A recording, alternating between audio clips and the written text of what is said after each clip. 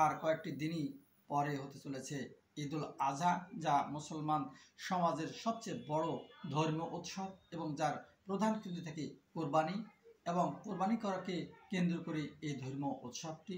নিঃসন্দেহে এইটি মুসলমান জাতির জন্য একটি কল্যাণকর উৎসব। আমরা নিজেরা একটু পর করে দেখব সত্যিকার অর্থে আমি সেই কোরবানির যোগ্য কিনা।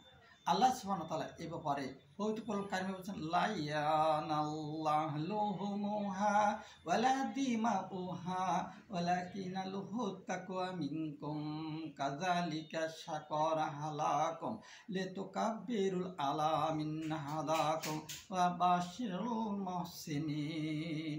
আল্লাহ সুবহানাহু ওয়া তাআলা পবিত্র কোরআন কারিমের সূরা হজ 22 নম্বর সূরার 37 নম্বর আয়াতে কারিমে বলছেন যে জবাইকৃত কোরবানির পশুর মাংস অথবা রক্ত কিছুই আল্লাহ সুবহানাহু ওয়া তাআলার দরবারে পৌঁছায় না, পৌঁছায় শুধু তোমাদের অন্তরে তাকওয়া। আর এইভাবে পশুগুলোকে তোমাদের বশীভূত করেছে যাতে তোমরা মহান আল্লাহ সুবহানাহু ওয়া তাআলা মহিমা প্রকাশ করতে পারো। আর এটি তাকওয়া সম্পূর্ণ বান্দা অর্থাৎ মহসিন বান্দাদের জন্য সুসংবাদ দিতে বলা হয়েছে। তাহলে আমরা ছোট কোরবানি করি অথবা বড় কোরবানি করি, এটি বড় কথা নয়। বড় কথা হলো আমাদের অন্তরের তাকওয়াটা কতটুকু আছে।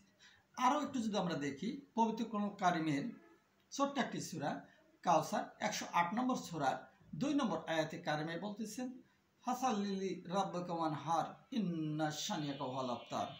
আল্লাহ বলছেন তোমরা নামাজ পড়ো এবং রবের উদ্দেশ্যে কোরবানি করো। এখন প্রসঙ্গত কোরবানি হলো সুন্নাত আর নামাজ হলো ফরজ, অর্থাৎ যা অবশ্য পালনীয়। নামাজ পড়তে হবে, তারপরে কোরবানি করতে হবে। তার মানে নামাজ ছাড়া কোরবানি হতে পারে না। এখন যদি পৃথিবীর মুসলমান ছাড়া অন্যান্য ধর্মাবলীর যারা আছেন পৃথিবীর সবাই মিলে যদি কোরবানি করেন, আপনার দৃষ্টিতে কি সেটা কোরবানি হবে? আপনার এবং বিধর্মীদের মধ্যে পার্থক্যের মূল সোপান কি? মূল সোপানই হলো সালাত, অর্থাৎ সালাতকে ফরজ করেছে, কোরবানিকে সুন্নাত করা হয়েছে।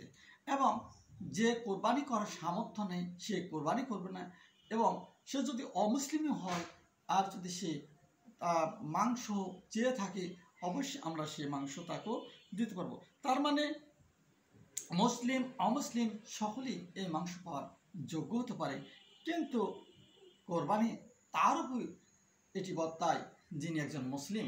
আর মুসলিম হতে গেলে তার প্রথম এবং প্রধান শর্ত তো হবে সালাত। আমরা সালাত আদায় করব, ধারাবাহিক সালাত আদায় করব, এবং অবশ্যই ফজরের সালাত ফরজ সালাতগুলোকে আমরা আদায় করব, তবেই আমি আপনি কোরবানি দেব।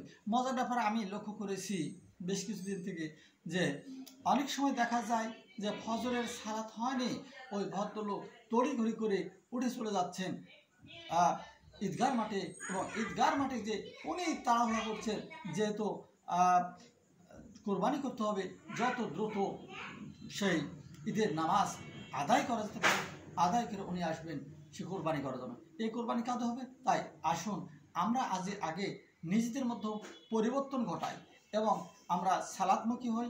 আল্লাহ সুবহানাহু ওয়া তাআলা আমাদেরকে সঠিক বুঝ দান করুন, এবং একটি মুসলিম মানুষ হিসেবে একজন মুসলিম বান্দা, মুসলিম বললেও এখানে ঠিক শাব্দিক অর্থটা আসে না। মুহসিন বান্দা, মুহসিন বান্দা কারা? মুহসিন বান্দা তারাই যারা আল্লাহ নির্দেশিত পথ মেনে চলে, অর্থাৎ আল্লাহ যেটাকে হারাম বলেছেন সেটা নিজেকে হারাম বলে মেনে নিতে হবে, আর যেটাকে হালাল বলেছেন সেটা হালাল বলে মেনে নিতে হবে। এই মান, এই বোঝ এবং সেই পথ এবং মত শুধু হয়ে থাকে আপনার আমার, অবশ্যই আপনি আমি কোরবানির যোগ্য। খামোকা আপনার যদি সালাত না থাকে, খামোকা কোরবানির আপনার দরকার নেই। কোরবানি আপনি কী করবেন? আপনি তো এমনি মাংস পাওয়ার যোগ্য। আপনার প্রতিবেশী যে মুসলিম ভাই, আপনার প্রতিবেশী যে মহসিন ভাই, মহসিন বান্দা থাকবেন, যিনি কোরবানি করবেন, তিনিই তো আপনাকে গোস্ত দেবেন। সুতরাং গোস্তের উদ্দেশ্যে আপনি কোরবানি করেন না। কোরবানি হতে হবে অন্তরের তাকওয়া, অন্তরের পরিশুদ্ধতার জন্য কোরবানি করতে হবে। আর যদি তা না হয়ে থাকে, এ কোরবানির কোনো দরকার নেই, কোনো দরকার নেই।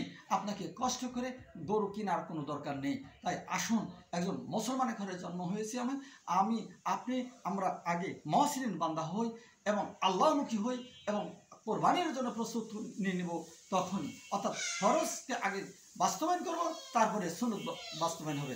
আল্লাহ সুবহানাহু ওয়া তাআলা সবাইকে এ বুঝ দান করুন। আসসালামু আলাইকুম ওয়া রাহমাতুল্লাহ।